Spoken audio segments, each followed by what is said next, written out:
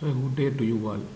So I am Sjctnc-Mr.S.Antonyjones, Assistant Professor, PG and Research Department of Computer Science, St.Joseph College of Arts and Science, Cuddalore. So in this session, we are going to discuss about what are basic Java. Before getting into that, we are going to know about what is a computer, what are the basic components of a computer, what is a program, and what are its properties. Let us get into our session.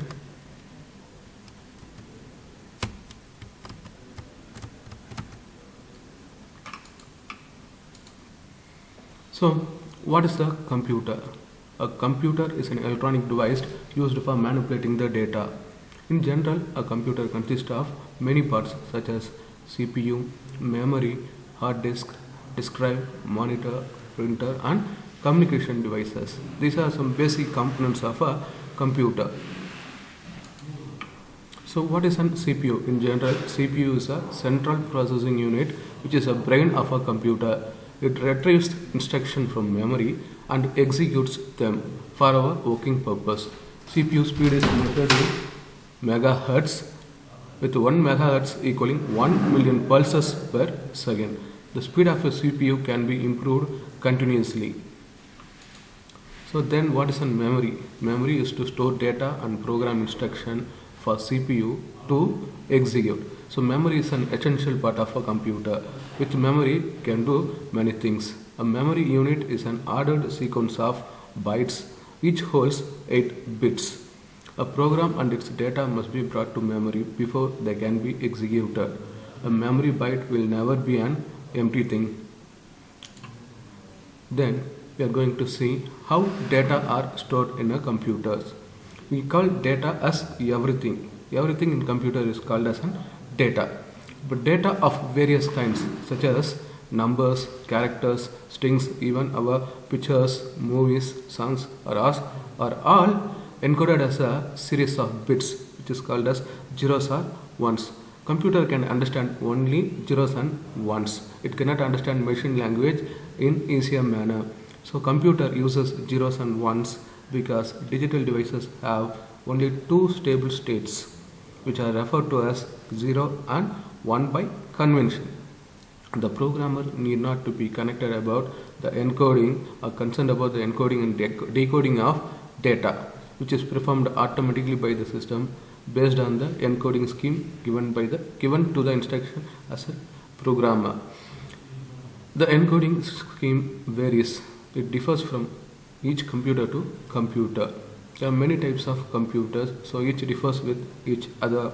If computer needs to store a large number that cannot fit into a single byte, it uses number of adjacent bytes to store the data. No two data can share or split a same byte. For example, you can see the right side diagram. Memory content. For memory address, it has memory content. It has each encoding for character for particular character data. For example, A has different memory content, J has different memory content. Then about the storage device. So memory is volatile in computer because information is lost when the power is off. So programs and data are permanently stored on storage device and are moved to memory when the computer actually uses them. So what is an output device? One of the output devices is monitor. Through monitor, we see the information of the working processor.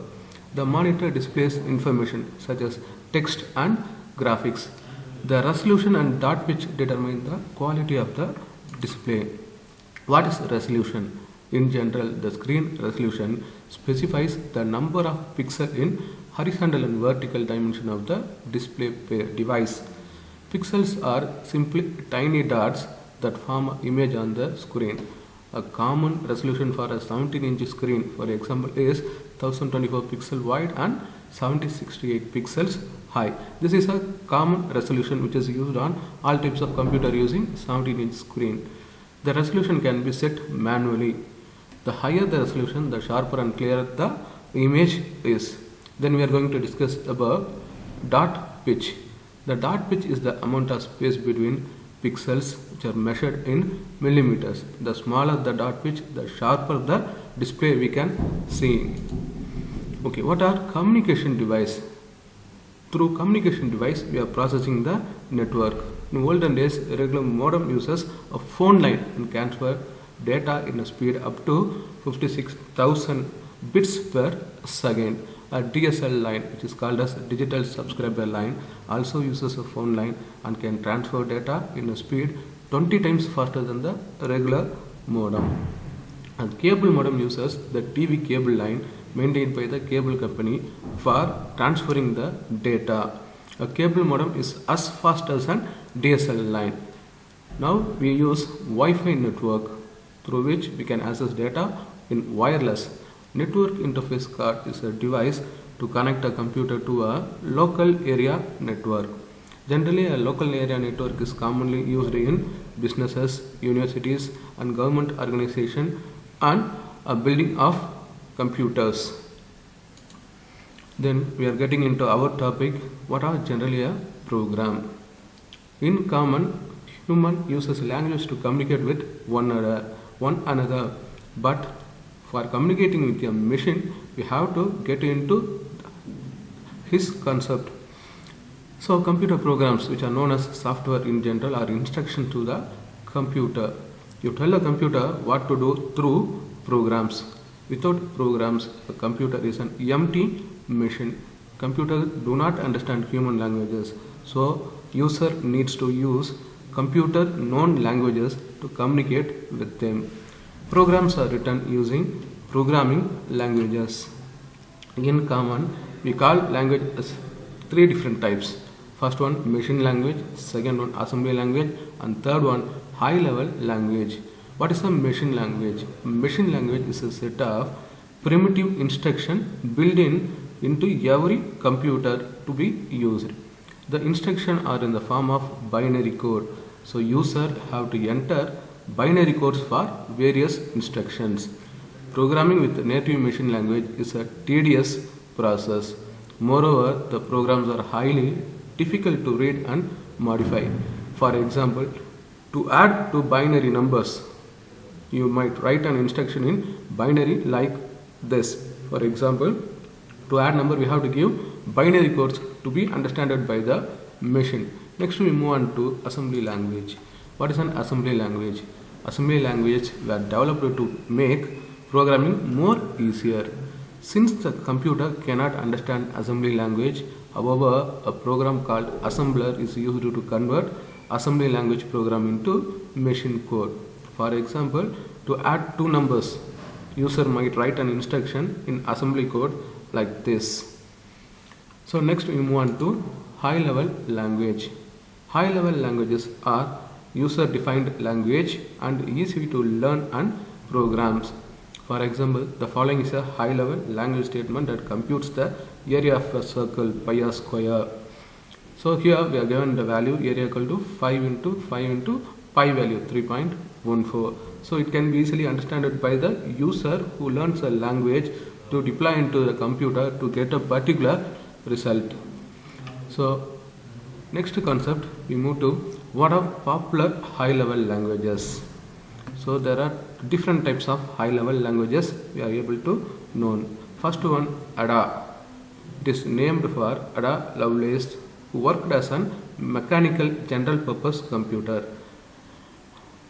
It was developed for Department of Defense and is used mainly in defense projects. So next we go with basic. Basics means beginners all-purpose symbolic instruction code. It was designed to be learned and used easily by the beginners. Next we go on to C. It was developed by Dennis Ritchie and Bell Laboratory, which is in Murray Hill, New Jersey, USA. Next is a C++ language, which is an object-oriented language. It is based on C with object-oriented concept. Next one is C#, which is pronounced as C#. It is a hybrid of Java and C++, and it was developed by Microsoft. Next is COBOL, which is called a common business-oriented language used for business applications. Then Fortran, which is called as a formula translation. It is used for scientific and mathematical applications. Next one is our concept, which is Java, which is developed by Sun Microsystem. Then Pascal, Python and Visual Basics are high level languages. With this, I wind up this session, and my next session will be moving on to the concept of Java. Thanking you one and all.